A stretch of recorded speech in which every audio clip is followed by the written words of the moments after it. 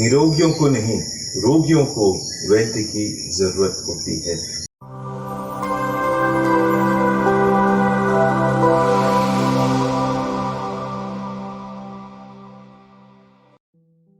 क्रिस्त में मेरे प्रिय भाइयों और बहनों, संसार में 3 प्रकार के रोगी पाए जाते हैं।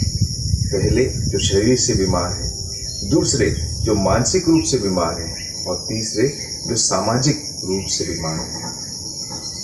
पहले इन तीनों का अगर हम आकलन करेंगे तो पहले 2 तो किसी समय में या किसी दवाई के माध्यम से शायद ठीक हो जाए, लेकिन जो तीसरा रोग है जिसे हम सामाजिक रोग कहते हैं, इससे निदान पाना या मुक्ति पाना बड़ा ही कठिन है, क्योंकि ये व्यक्ति विशेष पर निर्भर करता है कि वह कैसे अपने आप को इस रोग से मुक्त करे।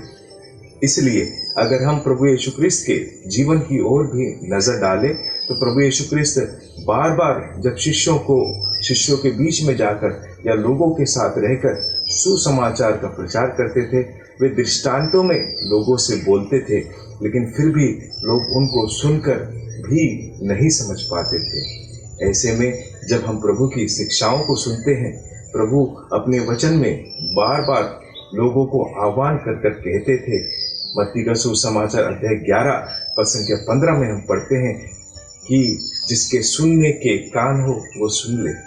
इसे और अधिक मजबूत बनाने के लिए संत याकूब अपने पत्र अध्याय 1 पद संख्या 22 में कहते हैं कि वचन के केवल श्रोता ना बने बल्कि उसके पालनकर्ता भी बने।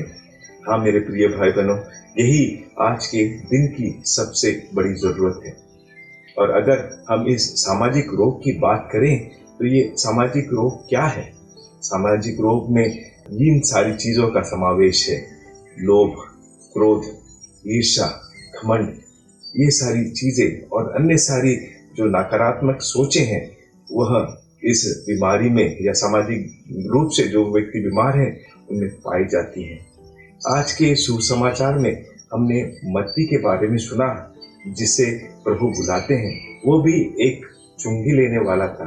उसमें भी यह इस प्रकार का सामाजिक बीमारी थी, लेकिन प्रभु उस बीमारी को उससे दूर करने में सक्षम होते हैं, क्योंकि संत मत्ती की ओर से शुरुआत थी। वह प्रभु की आवाज सुनकर उसको पालन करना चाहता था और इसलिए वह बदल गया। तब वे जब उस व्यक्ति के घर जाकर भोजन करने बैठते हैं, तब वे शास्त्री और फरीसियों को यह वाक्य कहते हैं, निरोगों को नहीं, रोगियों को वैद्य की जरूरत है।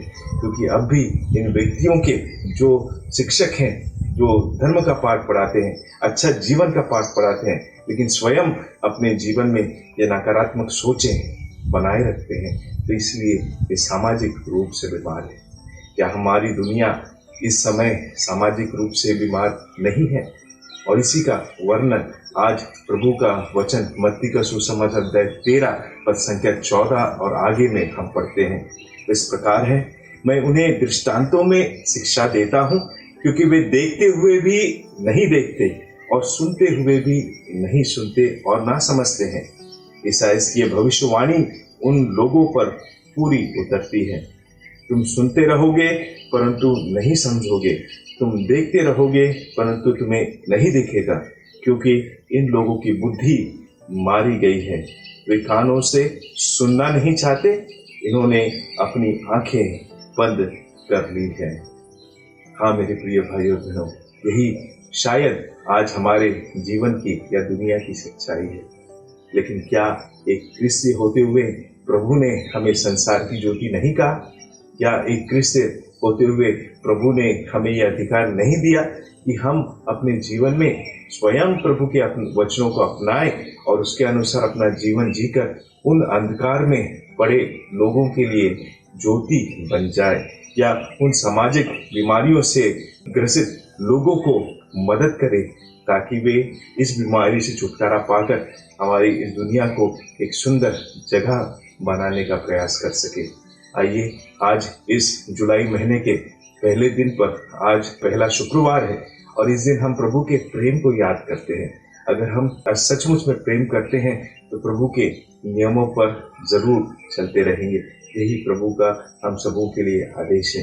तो आइए आज इस विशेष दिन, इस नए महीने की जब हम शुरुआत करते हैं, हम प्रभु से मांगे कि प्रभु की असीम दया और कृपा हमें मिले, ताकि हम प्रभु के वचनों को समझे और उसके अनुसार चलने का प्रयास करें, ताकि हमारे इस संसार में हम इस सामाजिक रोग से मुक्ति पा सके।